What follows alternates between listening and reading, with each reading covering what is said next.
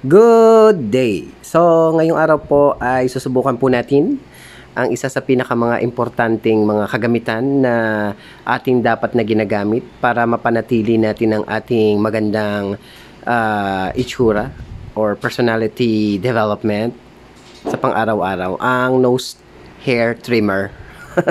So, ito po, susubukan po natin ito dahil mura lang. Para nakuha ko lang ito yata ng 30 pesos o 20. Mas mahal pa yung shipping fee. So, check nga natin kung talagang gumagana siya kasi medyo lumalabas na po ang buhok sa aking ilong. So, click, click, click, click lang. Aray, medyo sumasabit. May sabit siya. Alam niyo naman, pag medyo sumasabit, masakit. Oh, okay, okay. So, mukhang nababawasan naman. Kasi parang nawala nga naman yung lampas na buhok sa aking ilong. Kaya medyo ano siya, hindi pala siya katulad ng mga electric nose hair shaver na medyo mabilis. Ito talagang manual. Pindot ka ng pindot.